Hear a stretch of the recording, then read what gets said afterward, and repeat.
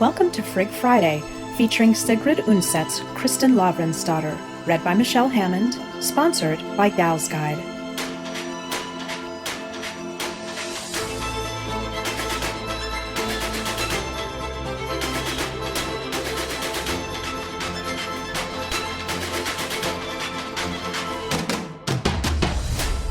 Kristin Lavransdatter by Sigrid Undset, winner of the Nobel Prize in Literature. Book 1, The Wreath. Part 1, Jorundgard. Chapter 4. Fru Åshild stayed at Jorundgard for most of the summer, which meant that people came there to seek her advice. Kristin heard Sira Eirik speak jeeringly of this, and it dawned on her that her parents did not much care for it either. But she pushed aside all thoughts of these things, nor did she pay any heed to what her own opinion of Fru Åshild might be. She was her constant companion, and never tired of listening to and watching the woman. Ulfhild still lay stretched out flat on her back in the big bed. Her small face was white to the very edge of her lips, and she had dark circles under her eyes. Her lovely blonde hair smelled sharply of sweat, because it hadn't been washed in such a long time. It had turned dark and had lost its sheen and curl, so that it looked like old wind-blown hay. She looked tired and tormented and patient, and she would smile, feeble and wan, whenever Kristin sat by her on the bed to talk and show her all the lovely presents she had received from her parents and their friends and kinsmen far and wide. There were dolls, toy birds and cattle, a little board game, jewelry, velvet caps, and colorful ribbons. Kristin had put it all in a box for her. Ulfhild would look at everything with her somber eyes, sigh, and then let the treasures fall from her weary hands. But whenever Fru Åshild came over to her, Ulfhild's face would light up with joy. Eagerly she drank the refreshing and sleep-inducing brews that Fru Åshild prepared for her. She never complained when the woman tended to her, and she would lie still, listening happily, whenever Fru Åshild played Lavrin's harp and sang. She knew so many ballads that were unfamiliar to the people there in the valley. Often she would sing for Kristin when Ulfhild had fallen asleep, and sometimes she spoke of her youth when she lived in the south of the country and frequented the courts of King Magnus and King Eirik and their queens. Once, as they were sitting there and Fru Åshild was telling stories, Kristin blurted out what she had thought of so often. "It seems strange to me that you're always so happy, when you've been used to—" She broke off, blushing. Fru Åshild looked down at the child, smiling.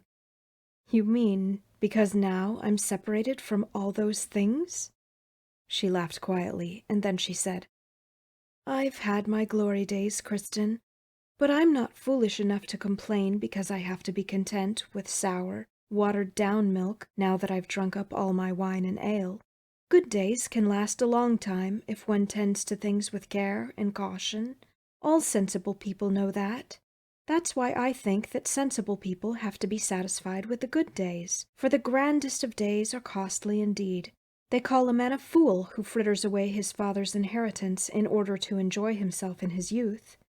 Everyone is entitled to his own opinion about that, but I call him a true idiot and fool only if he regrets his actions afterward. And he is twice the fool and the greatest buffoon of all if he expects to see his drinking companions again once the inheritance is gone." "Is something wrong with Ulfhild?" Fru Åshild asked gently, turning to Ragnfrid, who had given a start from her place near the child's bed. "No, she's sleeping quietly," said the mother, as she came over to Fru Åshild and Kristin, who were sitting near the hearth. With her hand on the smoke-vent pole, Ragnfrid stood and looked down into the woman's face. "Kristin doesn't understand all this," she said. "No," replied Fru Åshild, "but she also learned her prayers before she understood them. At those times when one needs either prayers or advice, one usually has no mind to learn or to understand." Ragnfrid raised her black eyebrows thoughtfully. When she did that, her light, deep-set eyes looked like lakes beneath a black forest meadow. That's what Kristin used to think when she was small. Or perhaps she had heard someone say that. Fru Åshild looked at her with that little half-smile of hers. Ronfrid sat down at the edge of the hearth, picked up a twig, and poked at the embers. "But the person who has wasted his inheritance on the most wretched of goods, and then later sees a treasure he would give his life to own, don't you think that he would deplore his own stupidity?" "No bargain is without some loss, Ronfrid," said Fru Åshild, "and whoever wishes to give his life must take the risk and see what he can win." Ronfrid jerked the burning twig from the fire, blew out the flame, and curled her hand around the glowing end so that a blood-red light shone between her fingers. "Oh, it's all nothing but words, words, words, Fru Åshild." "There is very little worth paying for so dearly, Ronfrid," said the other woman, "as with one's own life." "Yes, there is," said Kristin's mother fervently. "My husband," she whispered almost inaudibly. "Ronfrid," said Fru Åshild quietly, "many a maiden has had the same thought when she was tempted to bind a man to her and give up her maidenhood to do so. But haven't you read about men and maidens who gave God all they owned and entered cloisters or stood naked in the wilderness and then regretted it afterward? They're called fools in the holy books, and it would certainly be a sin to think that God was the one who had deceived them in their bargain." Ronfrid sat quite still for a moment. Then Fru Åshild said, "Come along with me, Kristin. It's time to go out and collect the dew that we'll use to wash Ulfhild in the morning." Outside, the courtyard was white and black in the moonlight. Ronfrid accompanied them through the farmyard, down to the gate near the cabbage garden. Kristin saw the thin silhouette of her mother leaning against the fence nearby. The child shook dew from the large, ice-cold cabbage leaves and from the folds of the lady's mantle into her father's silver goblet. Fru Åshild walked silently at Kristin's side. She was there only to protect her, for it was not wise to let a child go out alone on such a night. But the dew would have more power if it was collected by an innocent maiden. When they came back to the gate, Ronfrid was gone. Kristin was shaking with cold as she put the icy silver goblet into Fru Åshild's hands. In her wet shoes, she ran over to the loft where she slept with her father. She had her foot on the first step when Ronfrid emerged from the shadows beneath the gallery of the loft. In her hands, she held a bowl of steaming liquid. "I've warmed up some ale for you, daughter," said Ronfrid. Kristin thanked her gratefully and put her lips to the rim. Then her mother asked, "Kristin, those prayers and other things that Fru Åshild is teaching you, is there anything sinful or ungodly about them?" "I can't believe that," replied the child. "They all mention Jesus and the Virgin Mary and the names of the saints." "What has she been teaching you?" asked her mother again. "Oh, about herbs, and how to ward off bleeding and warts and strained eyes, and moths in clothing and mice in the storehouse, and which herbs to pick in sunlight and which ones have power in the rain. But I mustn't tell the prayers to anyone else, or they will lose their power," she said quickly. Her mother took the empty bowl and set it on the steps. Suddenly she threw her arms around her daughter, pulled her close, and kissed her. Kristin noticed that her mother's cheeks were hot and wet. "May God and Our Lady guard and protect you against all evil. We have only you now, your father and I. You're the only one that misfortune has not touched. My dear, my dear. Never forget that you are your father's dearest joy." Ronfrid went back to the winter house, undressed, and crawled into bed with Ulfhild. She put her arm around the child and pressed her face close to the little one's so that she could feel the warmth of Ulfhild's body and smell the sharp odor of sweat from the child's damp hair. Ulfhild slept soundly and securely as always after Fru Åshild's evening potion. There was a soothing scent from the Virgin Mary grass spread under the sheet, and yet Ronfrid lay there for a long time, unable to sleep, and stared up at the little scrap of light in the roof where the moon shone on the horn pane of the smoke vent. Fru Åshild lay in the other bed, but Ronfrid never knew whether she was asleep or awake. Fru Åshild never mentioned that they had known each other in the past, and that frightened Ronfrid quite badly. She thought she had never felt so bitterly sad or in such an agony of fear as she did now. even though she knew that Lavrans would regain his full health, and that Ulfield would survive. Fru Åshild seemed to enjoy talking to Kristin, and for each day that passed the maiden became better friends with her. One day, when they had gone out to pick herbs, they sat down next to the river in a little grassy clearing at the foot of a scree. They could look down at the courtyard of Formo and see Arne Gjerdson's red shirt. He had ridden over with them and was going to look after their horses while they were up in the mountain meadow gathering herbs. As they sat there, Kristin told Fru Åshild about her encounter with the dwarf maiden.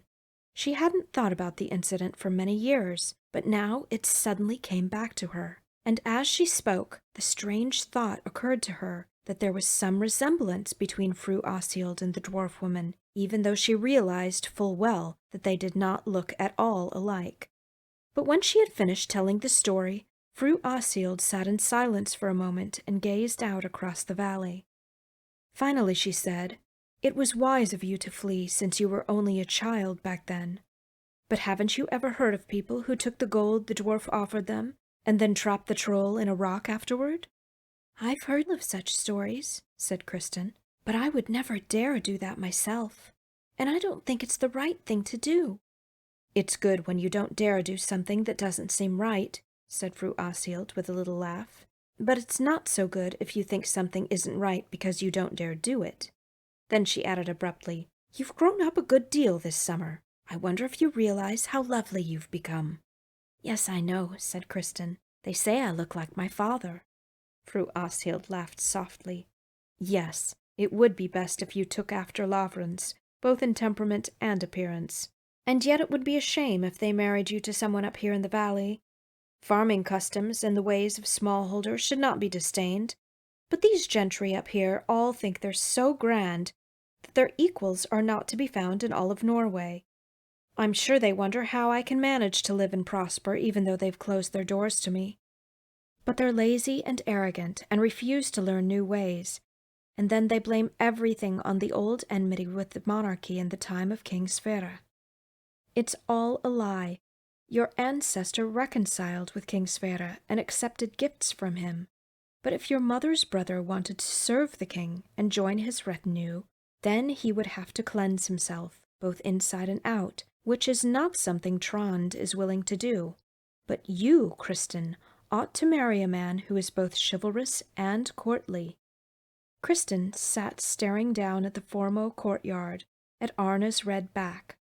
She hadn't been aware of it herself, but whenever Fru Åshild talked about the world she had frequented in the past, Kristin always pictured the knights and counts in Arna's image. Before, when she was a child, she had always envisioned them in her father's image.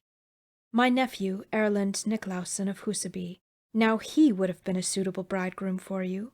He has grown up to be so handsome, that boy. My sister Monhild came to visit me last year when she was on her way through the valley, and she brought her son along with her. Well, you wouldn't be able to marry him, of course, but I would have gladly spread the blanket over the two of you in the wedding bed. His hair is as dark as yours is fair, and he has beautiful eyes. But if I know my brother-in-law, he has already set his sights on a much better match for Erlend than you would be." "Does that mean I'm not a good match, then?" asked Kristin with surprise. She was never offended by anything Fru Åshild said, but she felt embarrassed and chagrined that Fru Åshild might be somehow better than her own family. "Yes, of course you're a good match," said Fru Åshild. "And yet you couldn't expect to become part of my lineage. Your ancestor here in Norway was an outlaw and a foreigner, and the Aeslings have sat mouldering away on their estates for such a long time that almost no one remembers them outside of this valley. But my sister and I married the nephews of Queen Margaret Skulisdottir." Kristin didn't even think to object that it was not her ancestor, but his brother who had come to Norway as an outlaw. She sat and gazed out over the dark mountain slopes across the valley, and she remembered that day many years ago when she went up onto the ridge and saw how many mountains there were between her own village and the rest of the world. Then Fru Åshild said they ought to head home, and she asked Kristin to call for Arna.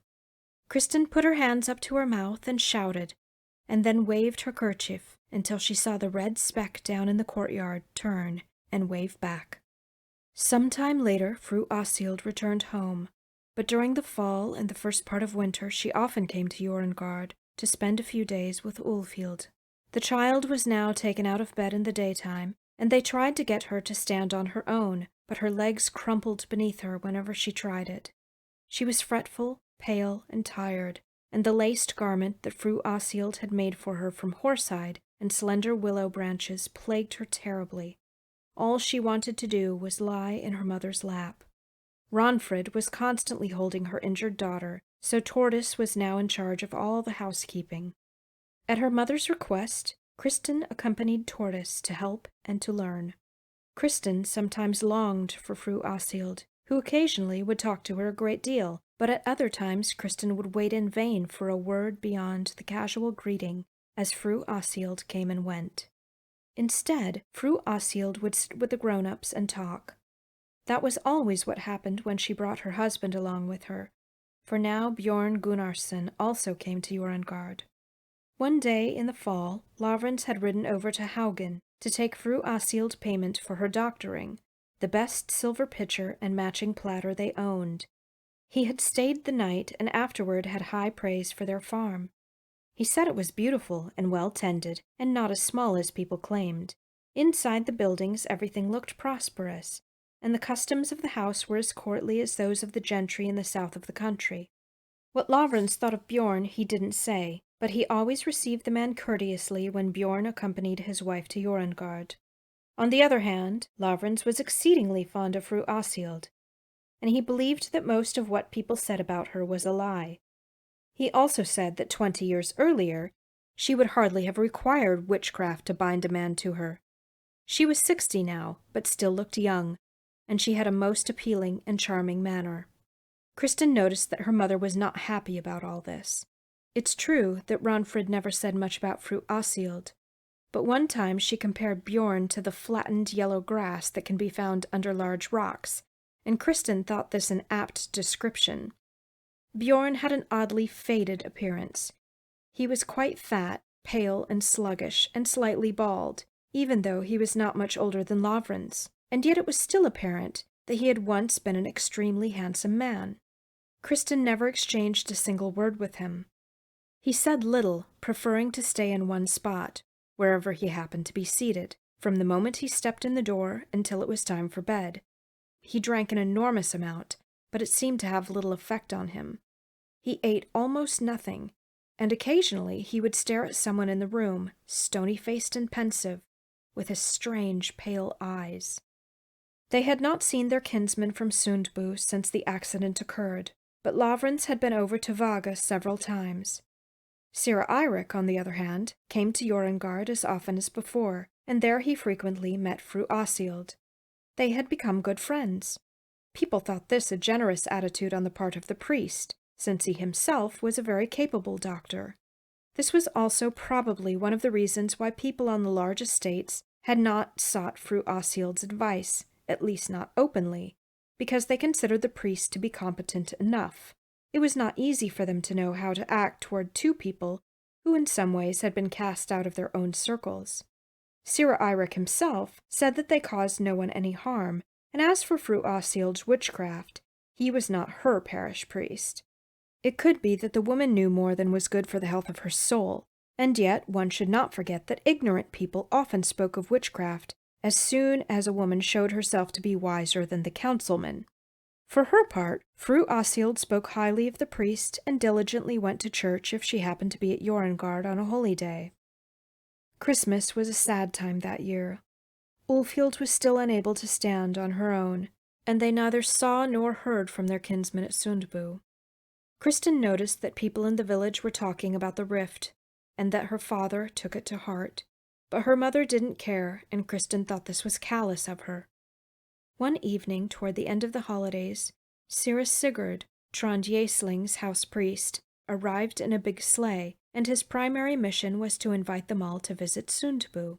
Sira Sigurd was not well liked in the surrounding villages, for he was the one who actually managed Trond's properties for him.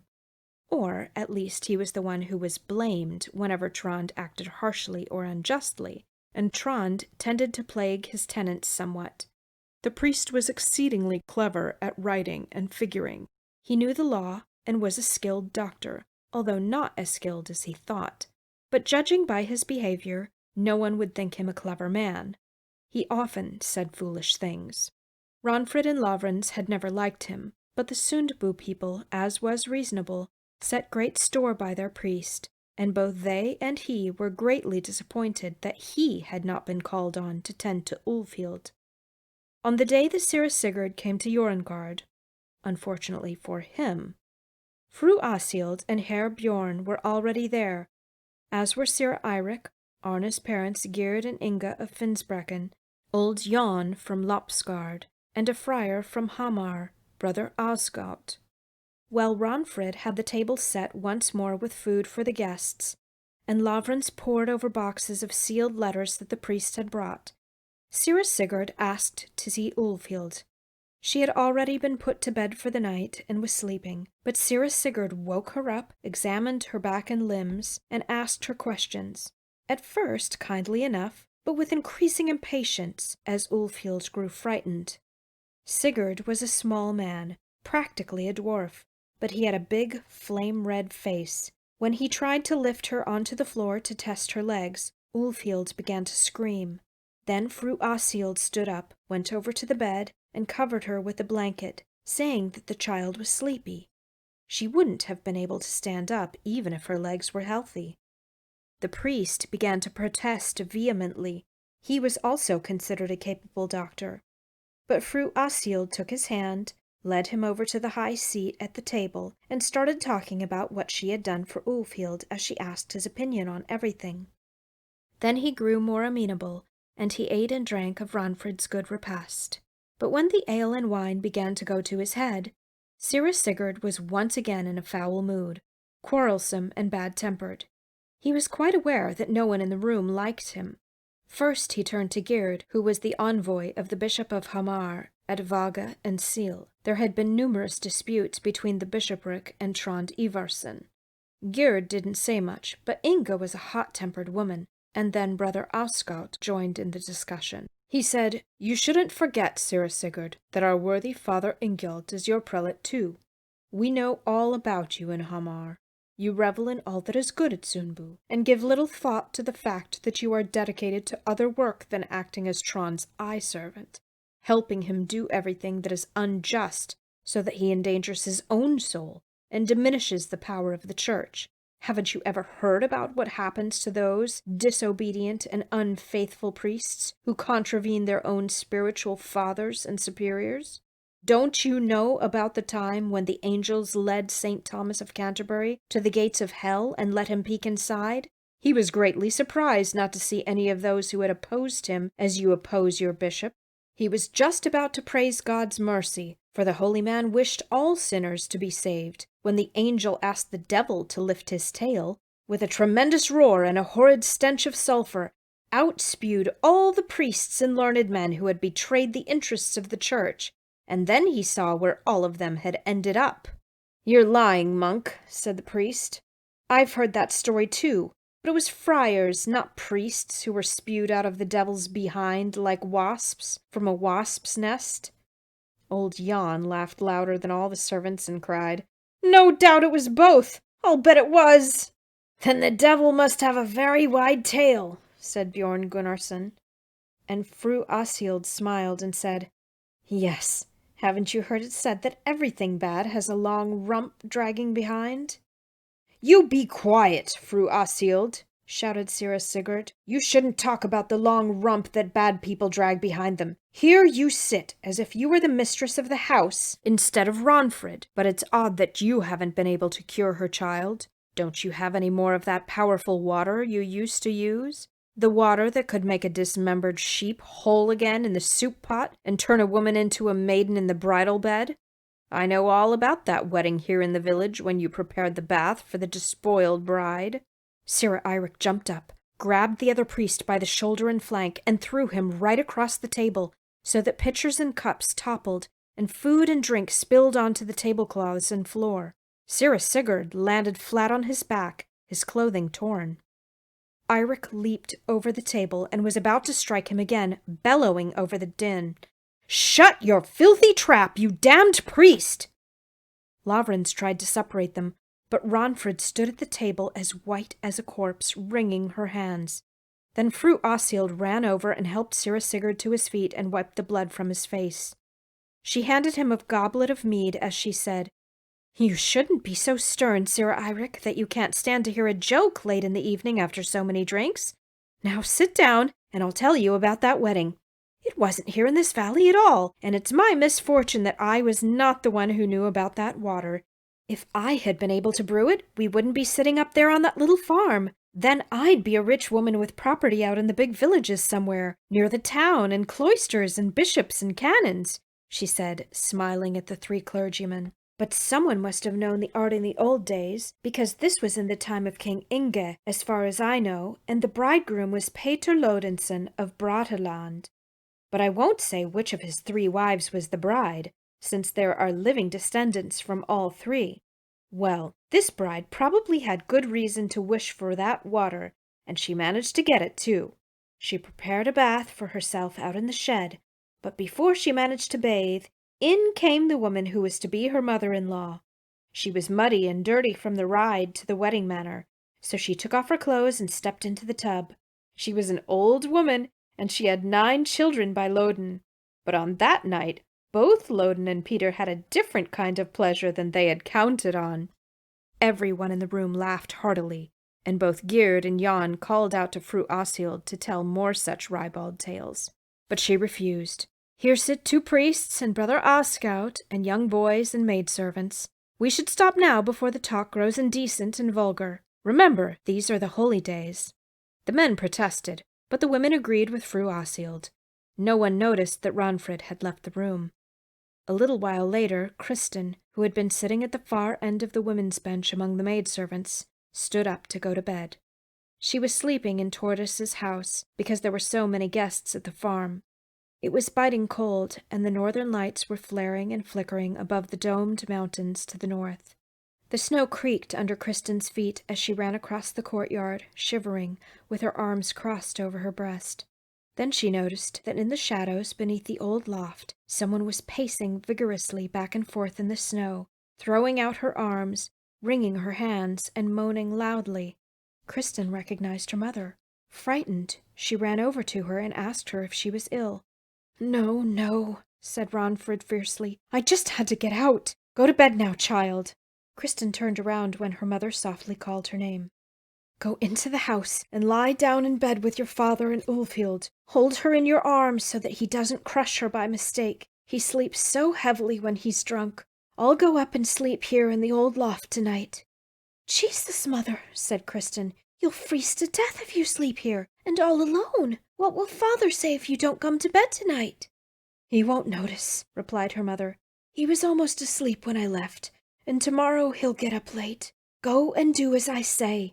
"You'll be so cold," whimpered Kristin, but her mother pushed her away, somewhat more gently, and then shut herself inside the loft. It was just as cold inside as out, and pitch dark. Ronfrid fumbled her way over to the bed, tore the shawl from her head, took off her shoes, and crawled under the furs.